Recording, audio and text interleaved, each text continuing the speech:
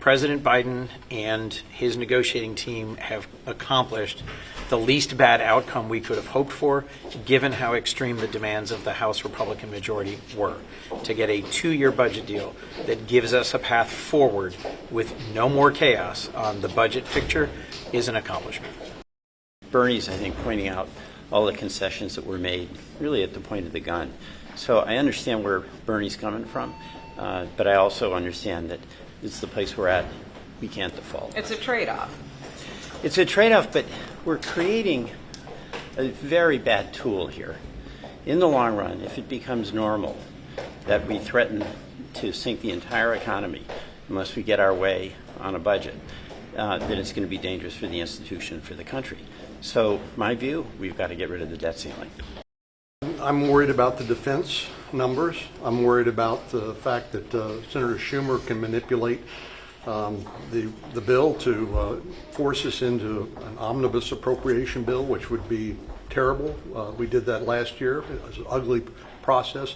So there's a lot of things I could point to where I say I don't like what the negotiation was. But the fact of the matter is we are where we are, and there's not a lot of options available to us. The one option we do have is for the Senate to be able to vote on a series of amendments, which I hope we'll get an agreement to do that today and get it done and cut out some of the drama.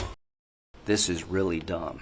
We put ourselves in a position where if we don't pass all the appropriation bills, the cuts negotiated by the House to non-defense are wiped out. The gains by the under this bill for the military are wiped out. So the likelihood of us doing all these bills has gone way down. The people who negotiated this, I wouldn't let them buy me a car. I just left Ukraine, and if I go to prison in Russia, I hope y'all will cover my plight. So the bottom line is I want Schumer to say that there will be a supplemental for Ukraine and our own defense needs. There's not a dime in this bill for Ukraine. I'm not going to be part of a political system in Washington that pulled the plug on the Ukraine at the time they're making advances. I'm not going to be the savior of Putin. So I don't hear any more of this bullshit about default. I don't want to default. But I tell you what I am not going to do. I'm not going to leave Washington throwing a lifeline to Putin. I'm talking to the President Zelensky at 1 o'clock today. He's confused. I want him to know that this budget deal does not take off the table the ability to help Ukraine with their liberation efforts, that there will be more money coming through a supplemental. I want our own military to hear that there's a chance to repair some of the damage.